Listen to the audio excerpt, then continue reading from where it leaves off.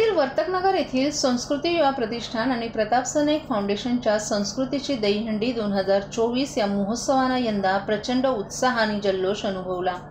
नरथर लावत आयन्स गोविंदा पथकानं 11 लाख रुपये आणि ट्रॉफी जिंकून या महोत्सवाची शान वाढवली। या उत्सवात मुख्यमंत्री एकनाथ शिंदे, उपमुख्यमंत्री देवेंद्र फडणवीस आणि इतर अनेक मान्यवर उपस्थित होते। या कार्यक्रमात गोविंदा पथकांनी थरावर थर लावून साहसाचं प्रदर्शन केलं। 9 थर लावणाऱ्या पथकांना लाखोंची बक्षिसं मिळाली, तर महिलांच्या गोविंदा पथकांनाही विशेष सन्मान देण्यात आला।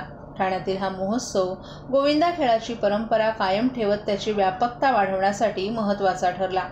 मुख्यमंत्री एकनाथ शिंदे यांनी दहीहंडीला साहसी खेळाचा दर्जा दिल्याचे गौरवोद्गार काढले आणि गोविंदा पथकांच्या पाठीशी राज्य सरकार भक्कमपणे उभं राहील असं आश्वासन दिलं।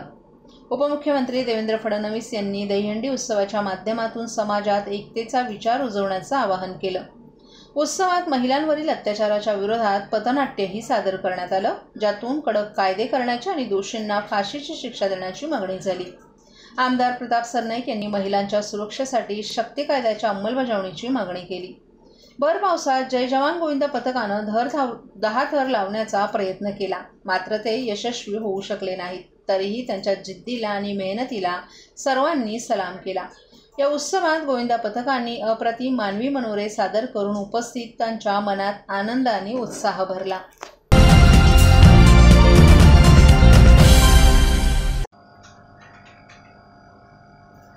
मालवण येथील छत्रपती शिवाजी महाराज यांचा पुतळा केवळ टक्केवारीच्या मुद्द्यामुळे कोसळल्याच्या निषेधार्थ महाविकास आघाडीनं ठाण्यात तीव्र आंदोलन केलं। हे आंदोलन आमदार डॉ. जितेंद्र आव्हाड, शिवसेना नेते माजी खासदार राजन विचारे, ठाणे शहर जिल्हा काँग्रेस कमिटीचे अध्यक्ष विक्रांत चव्हाण, ठाणे शहर जिल्हा राष्ट्रवादी काँग्रेसचे अध्यक्ष सुहास देसाई, ठाणे जिल्हा प्रमुख केदार दिघे या सर्वांनी त्यांच्या नेतृत्वाखाली मासुंदा तलाव जांभळे नाका येथील छत्रपती शिवाजी महाराजांच्या पुतळ्याला दुग्धाभिषेक करण्यात आला। तसंच छत्रपती शिवाजी महाराजांची जाहीर माफी देखील मागण्यात आली। या आंदोलनादरम्यान महाविकास आघाडीच्या नेत्यांनी आणि कार्यकर्त्यांनी मालवण येथील पुतळा कोसळण्यामागे भ्रष्टाचार आणि टक्केवारीचा आरोप केलाय। त्यांनी सरकारवर तीव्र शब्दात टीका केली आणि या घटनेच्या विरोधात आवाज उठवला। पुतळ्याचा अपमान सहन केला जाणार नाही असा इशारा देत या घटनेवर कठोर कारवाई करण्याची मागणीही करण्यात आली। यावेळी महाविकास आघाडीचे सर्व पदाधिकारी आणि कार्यकर्ते, ठाण्यातील अनेक स्थानिक नागरिकांनीही या आंदोलनात सहभाग घेतला आणि छत्रपती शिवाजी महाराजांप्रती आपली निष्ठा व्यक्त केली। या आंदोलनामुळे परिसरात काही काळ तणावाचं वातावरणही निर्माण झालं होतं, परंतु पोलिसांनी परिस्थितीवर नियंत्रण मिळवलं। या घटनेमुळे महाराष्ट्राच्या जनतेमध्ये संतापाची भावना असून छत्रपती पुतळ्यांच्या कोसळण्याच्या कारणांची सखोल चौकशी करण्याची मागणी यावेळी करण्यात आली। महाराष्ट्राचा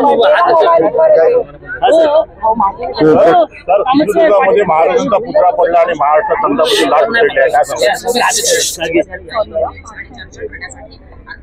कोकणामध्ये वादळ वारा हा काही नवीन नाही। वादळ वाऱ्यामध्ये कोकणामध्ये कधी नारळी पडत नाही।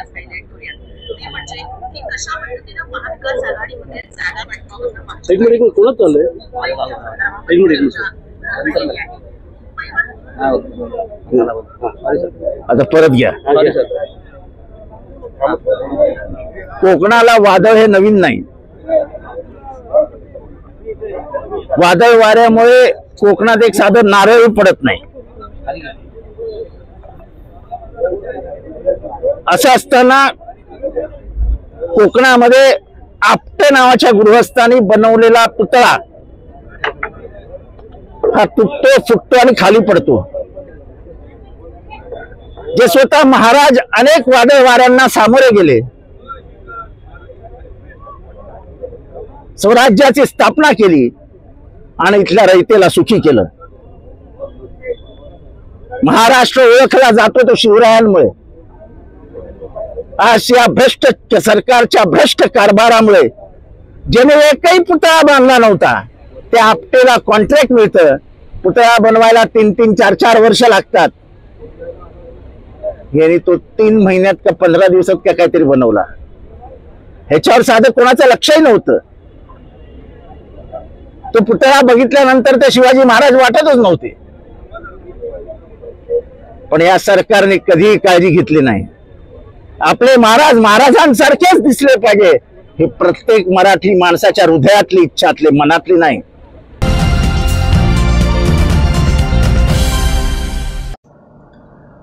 आनंद चॅरिटेबल ट्रस्ट आणि शिवसेनेचे माजी नेते खासदार विचारे यांच्या वतीने आयोजित महादहीहंडी उत्सव 2024 ठाण्यात मोठ्या उत्साहात पार पडला. या उत्सवात विविध गोविंदा पथकांनी आपल्या कौशल्यांचं प्रदर्शन केलं. यामध्ये अनेक पथकांना पारितोषिकं देऊन सन्मानित करण्यात आले.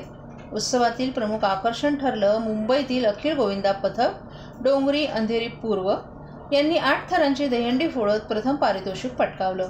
त्यांना शिवसेना प्रमुख बाळासाहेब ठाकरे यांच्या नावाचं सन्मानचिन्ह आणि 1,11,111 रुपयांची रोख रक्कम देण्यात आली. शिवतेज महिला गोविंदा पथकानं 6 थरांची दहीहंडी फोडत मासाहेब मीनाताई ठाकरे नावाचं सन्मानचिन्ह आणि 25,000 रुपयांचं बक्षीस पटकावलं. ठाण्यातील गोविंदा पथकांसाठी गुरुवर्य धर्मवीर आनंद दिघे साहेब यांच्या नावाचं सन्मानचिन्ह आणि 27,500 रुपयांची रोख रक्कम देण्यात आली. ठाण्यातील निवडक गोविंदा पथकांचा यावेळी गौरव करण्यात आला. यामध्ये गौरीशंकर सिद्धिविनायक गोविंदा पथक चंदनवाडी, सिंगनगर राजा गोविंदा पथक हंसनगर, ओमसाई गोविंदा पथक चंदनवाडी आणि साईबा गोविंदा पथक सिद्धेश्वर तलाव पोपट यांचाही समावेश आहे. या व्यतिरिक्त दिव्यांग मुलांच्या गोविंदा पथकाला 11,000 रुपयांची रोख रक्कम देऊन सन्मानित करण्यात आलं. तसंच नयन फाउंडेशनच्या दृष्टीहीन गोविंदा पथकालाही 11,000 रुपयांचं बक्षीस देण्यात आलं. या उत्सवात अन्न थर लावणाऱ्या गोविंदा पथकांनाही रोख रक्कम देऊन सन्मानित करण्यात आलं, ज्यामुळे या कार्यक्रमाचा गौरव अधिकच वाढला.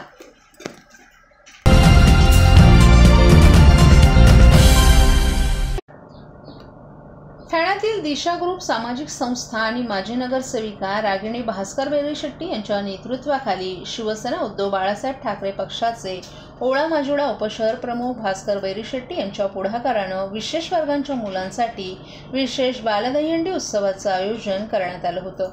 या उत्सवाचं वैशिष्ट्य म्हणजे विशेष गरजांसाठी कार्यरत असलेल्या मुलांना या उत्सवात सहभागी करून घेण्यात आलं. सामाजिक बांधिलकी जपणाऱ्या या उपक्रमाचं विशेष कौतुक झालं. या उत्सवात राजहंस फाउंडेशन आणि सेंट जॉन शाळेतील विद्यार्थ्यांनीही सहभाग घेतला आणि त्यांना विशेष बक्षिसांनी सन्मानित करण्यात आलं. या कार्यक्रमात उपस्थित मान्यवरांनी विशेष मुलांसाठी घेतलेल्या या उपक्रमाचं कौतुक केलं आणि या मुलांना प्रोत्साहन दिलं. समाजातील प्रत्येक घटकानं अशा मुलांच्या उन्नतीसाठी योगदान दिलं पाहिजे असा संदेश या कार्यक्रमातून देण्यात आला. या कार्यक्रमाच्या यशस्वी आयोजनासाठी दिशा ग्रुप आणि भास्कर बेरीशेट्टी यांचं विशेष योगदान मिळालं. समाजात सकारात्मकता बदल घडवण्यासाठी अशा उपक्रमांची गरज असल्याचं मत यावेळी व्यक्त करण्यात आलं.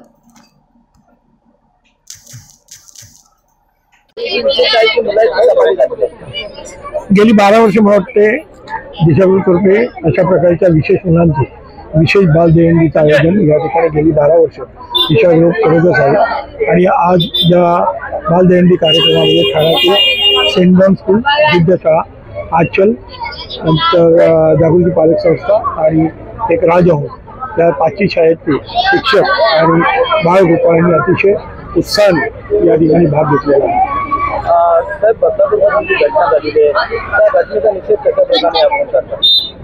मला वाटतं निषेध करण्यापेक्षा बदलापूरची जी घटना ज्या नराधमाने केलेली आहे ती अतिशय विकृत अशी कृती त्या ठिकाणी त्या अल्पवयीन मुलीवर झालेली आहे. त्यामुळे माझी शासनाकडे एवढीच विनंती आहे की त्या नराधमाला अक्षरशः कडक अशी शिक्षा लवकरात लवकर देण्यात यावी. आणि याशिवाय महत्त्वाचं म्हणजे त्या शाळेमधील शिक्षकांना म्हणा, ज्या मुलींवर अत्याचार झालेले आहे त्यांच्या कुटुंबियांना म्हणा, कशा प्रकारे त्यांचं मनोबल वाढवून त्या मुलींच्या पुढच्या करिअरमध्ये या गोष्टीची त्यांना जाणीव होता कामा नये यासाठी त्यांना कशा प्रकारचं काउन्सिलिंग करता येईल याचा एक प्रयत्न शासनातर्फे म्हणा, शाळेतर्फे म्हणा किंवा विरोधकांतर्फे होणं हे अतिशय गरजेचं आहे. नुसती आंदोलनं करून आपण यावर पर्याय शोधू शकणार नाही. त्यापेक्षा मला वाटतं की आपण सर्वांनी मिळून याचं कोणत्याही प्रकारचं राजकारण न करता त्या कुटुंबियांना आणि शाळेला जर शाळेच्या शिक्षकांचं आणि कुटुंबियांचं जर मनोबल वाढवलं तर ते अधिक योग्य होईल असं मला वाटतं.